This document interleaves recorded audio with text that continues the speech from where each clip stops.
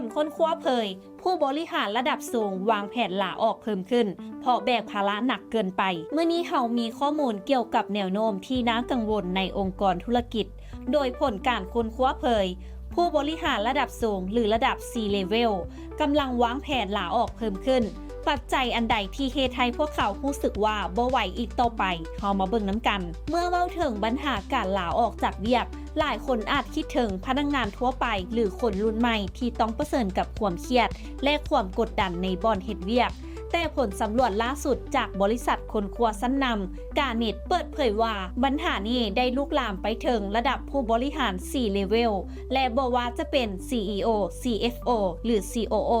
หลายคนเริ่มรู้สึกว่าภาระเวียกที่ต้องรับผิดชอบหนักเกินไปจากการค้นคว้าพบว่า 67% ของผู้บริหารระดับสูงขอให้เฮ็ดเวียกหลายขึ้น 58% เชื่อว่าองค์กรต้องพึ่งพาพวกเขาหลายขึ้น และ 44% ระบุว่าความรับผิดชอบที่เพิ่มขึ้นกำลังสร้างความเครียดให้พวกเขาหลายขึ้น และสิ่งที่น่าตกใจคือ 27% ของผู้บริหารระดับสูงมีแผนจะลาออกภายใน 6 เดือนทางหน้า และตัวเลขนี้เพิ่มขึ้นถึง 56% สำหรับผู้ที่คิดจะลาออกในอีก 2 ปีข้างหน้า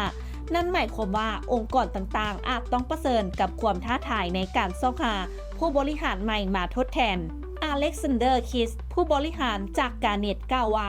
การลาออกของผู้บริหารระดับสูงอาจส่งผลกระทบต่อการเติบโตขององค์กรโดยเฉพาะเมื่อทีมผู้บริหารใหม่ยังขาดประสบการณ์ในการบริหารองค์กรแบบต่อเนื่องนอกจากนี้ผู้บริหารที่อยู่ในตำแหน่งมาดนมีแนวโน้มที่จะลาออกสูงกว่าผู้ที่หากะเขารับตำแหน่งภาวะความเครียดสะสมและภาระเวียกที่เพิ่มขึ้นกำลังเป็นเหตุผลหลักที่เฮ็ดให้ผู้บริหารระดับสูงต้องการลาออกจากตำแหน่งหลายขึ้นในช่วงอีกบ่เท่าใดปีข้างหน้า